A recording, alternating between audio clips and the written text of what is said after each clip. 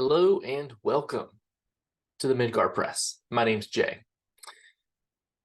So we have the Temple of the Purple Flame. I have to say, in all the sessions that I've ran Temple of the Purple Flame multiple times now, and it is easily becoming. I mean, I hate to say it, but I'm really starting to enjoy it more than Rittermound. Like Temple of the Purple Flame, there's just so much there.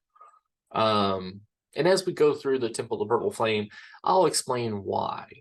Why I say that and why I enjoy it, because it is a good one. So let's get into it.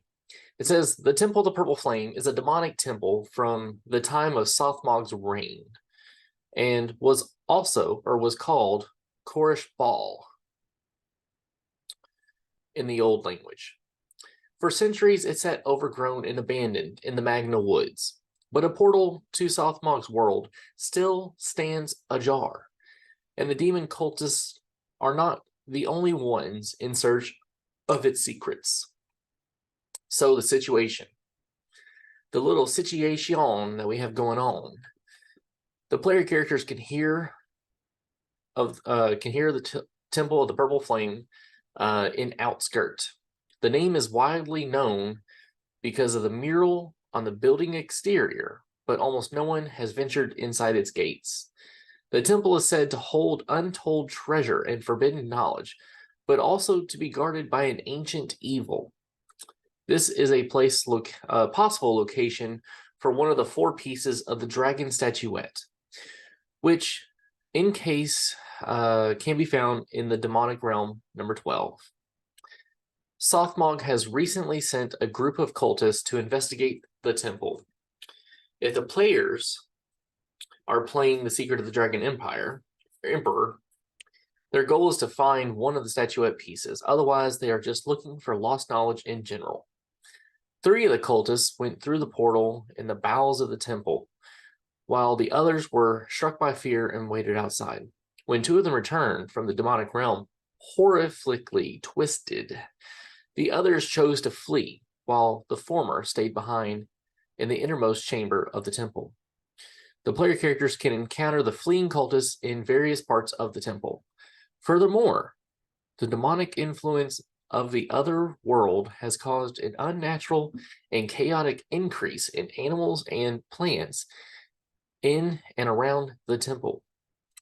The doors are open, but it is also possible to climb the wall into the herb garden if the player characters investigate the surrounding area of the temple. So if your players, if they decide to leave the temple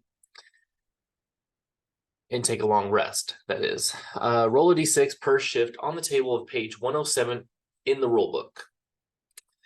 But this is the Temple of the Purple Flame within the Magna Woods right here. All right. So we'll go ahead and read the demon cultists. So we've got 4 different adventurers right here. It says, demon cultists. A group of cultists, as many as the player characters, are on their way out of the temple. There used to be 5 more. 1 died in a trapdoor in the altar room, number 5. 3 went through the portal, number 11, of which 1 never returned and 2 returned changed, and 1 died in the conflict with them before the others managed to escape. The surviving cultists are wounded, terrified, and desperate. They have lost several torches and food rations and just want to get out of the temple. They all wear black robes. 1 cultist has a key to the door to the stairwell in the guard room number 6. They know there is supposed to be a bone mask that protects its wearer from demonic influence somewhere within the temple. They see it as a holy relic, but not been able to find it. They are necessarily hostile to the player characters, especially if the player characters are friendly and helpful. Their loyalty to Sothmog and the cult dwindled a bit over the course of this mission. They may reveal that Annabella in Outskirt is a member of their cult. So they have a movement of 10, damage bonus is none, no armor, 12 HP. Their skills, they have evade for 10, awareness for 10. And then their weapons, they have hand axe and a sling. The hand axe has a skill level of 14, damage of 2d6, and the sling has a skill level of 14, damage d8. So, I've had multiple interactions with the demon cultists within the games that I've ran. Some of the players have outright attacked them, just straight up attacked them because they're like, oh, they must be cultists. So they instantly jump them, which they're not wrong. It's just the fact that they were not trying to kill them. They were essentially retiring from the profession they signed up for. Yeah.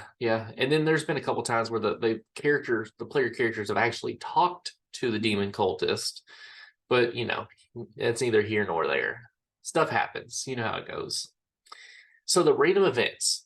For every stretch of time the player characters spend in a room, perhaps searching for something or taking a stretch rest, you can roll on the table below or select a suitable event.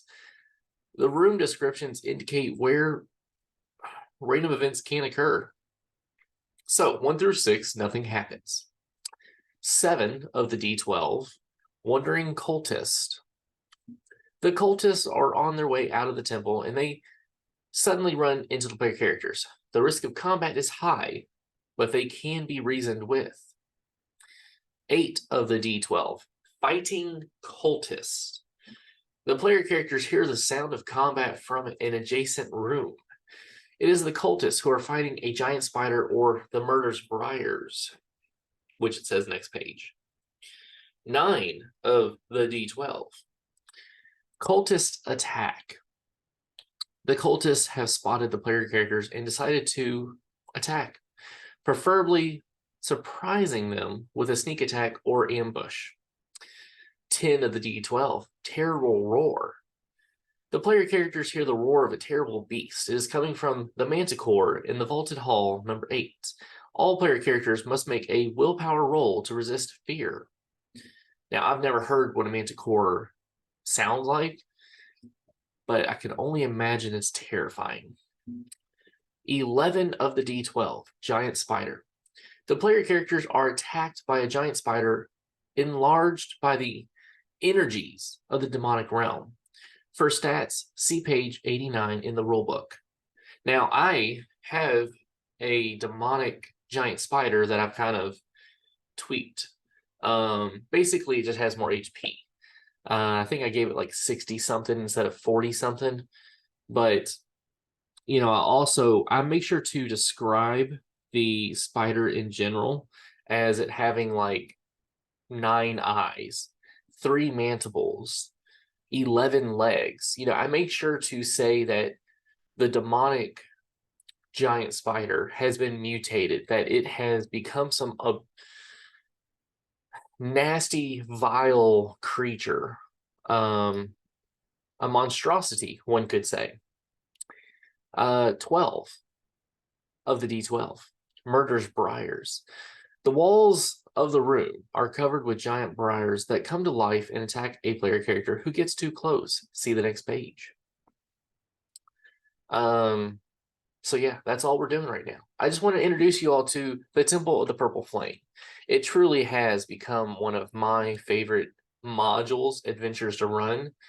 And again, in the next episode and the episode after that, because we're going to break it down to 2, you will fully understand why, because there's just so much extra that you can add in here for flair. It truly is.